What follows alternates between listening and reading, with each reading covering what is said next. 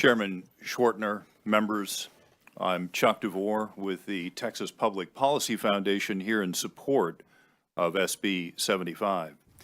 I think, Mr. Chairman, you certainly raised a very interesting question about some of the catastrophic effects that may be experienced, whether natural or man-made, especially in the EMP arena. What my colleague, Lieutenant Colonel Waller, recently mentioned a few moments ago about the solutions, I think it's important to be specific. What we're talking about here is something called neutral blocking devices. Nationally, you could install them for about $4 billion. Here in Texas, it breaks down to about $20 per capita. That's a one-time expense, Mr. Chairman. $4 billion? No, that's nationally. No. So here in Texas, the per capita expense would be about $20, roughly $500 million. So a little less than $20 per capita could fix the problem. So it's not one of these things where it's so catastrophic you're like, well, we could never really prevent it. In fact, there are reasonably cost solutions. And what are we preventing with that? This is the destructive effects of EMP, whether from a Carrington event or from a man-caused, disaster, purposeful. And Mr. Chairman, I think it's important to understand that even today you have these large-scale exercises around Taiwan by China where Admiral Paparo, the commander of Indo-Pacific Command, says that what the Chinese are doing are not exercises, it's rehearsals. And if something were to kick off, you could pretty much guarantee that there's going to be some degree of action against the U.S. grid system. So anything that we can do now would be prudent in preparation. It's affordable and it's proven, Mr. Chairman. So the question being, a little along the chairman's line, why doesn't the industry act? Why doesn't the industry act? Is it not in their best interest? Are they waiting for a handout for us? And how quickly can we do this? Are we really 4 years out if we said today, Mr. Chairman, we're going to pass a bill? $500 million? I mean, in the Texas budget is not a stretch. It's not a stretch. In the next panel for sure. Okay. Senator Kolkhorst, when Senator Hall first came to TPPF about this idea, I think, gosh, it's been a good 5 years. The very first question I asked him was, who pays, right? Because that always boils down to who pays for this stuff. And so what we're seeing here is, as was mentioned, the standards that we have in America are derived from European utilities history during a 40-year stretch when the sun was pretty quiescent. The challenge with some of the things that we know about regarding solar storms go back to 1859 and 1921, both periods of time when we didn't have a lot of electrification. In the 1859 storm, you had telegraph operators that were literally electrocuted as the systems were damaged by the intensity of this massive coronal mass ejection that came out of the sun. So that was a period of 62 years between 1859 and 1921. Now it's been 104 years since that 1921 event, and the world has been completely transformed by our use of electricity. In 1921, you didn't even have the rural electrification effort, right? That hadn't even kicked off in America yet. So we live in a different world, and utilities like to typically be compensated through their rates, through us ratepayers that pay for our electricity, pay for maintenance and things like that. And so they're not generally going to be in the mode of asking for charges that are going to go against their customers, especially your large industrial customers may resist. They don't, like, gee, why do I need this? I have my own backup generators, et cetera.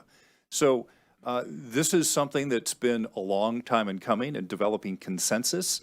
And I think that one additional thing bears repeating, which is that these neutral blocking devices are not merely a cost. What they have proven is when you install them, they actually reduce maintenance requirements on the existing infrastructure by conditioning the electricity on those AC lines and the long distance DC lines by conditioning that electricity such that there's less wear on the physical infrastructure in the existing system.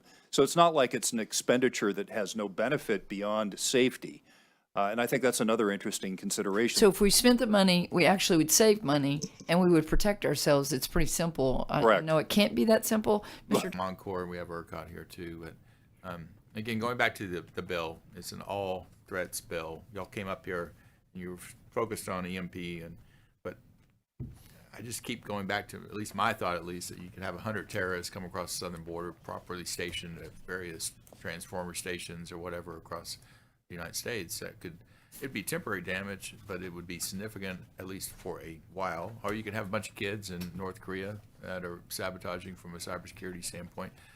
And then, or you could have a solar flare that causes massive disruption that is catastrophic for months or years. But what's the most likely, and what should we be focusing on as the legislature, as individuals? Where should we be putting our resources are finite, and our ability to do something is also finite. We cannot protect against every threat. The United States cannot. And being in the military, my father was too. We like to think we're 100% secure, but we all know that we're not. We saw that on 9/11. That was a small group of individuals.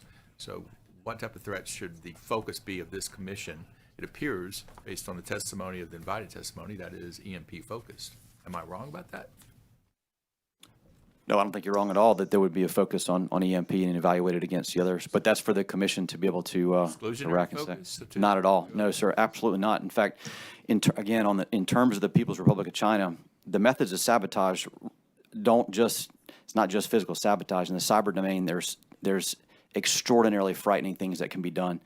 Once that commission has clearances and can get briefed on that, then they're able to appropriately rack and stack what Does the those. federal government give clearances to state commissions, to individuals on state commissions, generally? It's not a general rule, but I think that's what this commission would be seeking to start, and it needs to happen throughout the country, quite honestly, Chairman.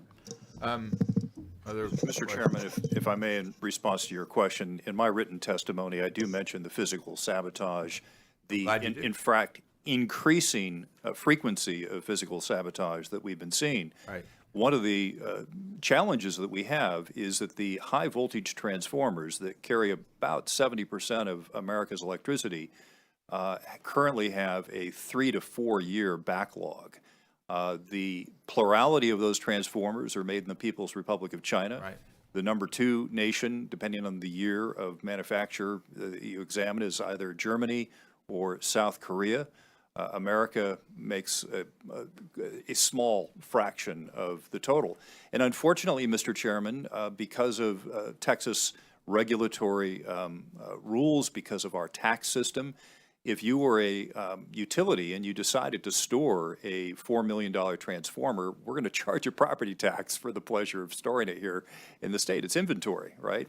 So one of the things I recommended in my white paper, Texas Defense, about 18 months ago, was that the state of Texas should consider buying a small number of these critically important transformers and storing them in secure locations, probably on National Guard armory facilities around the state, so that we have a backup. And we could probably rotate the stock through so it doesn't get too old.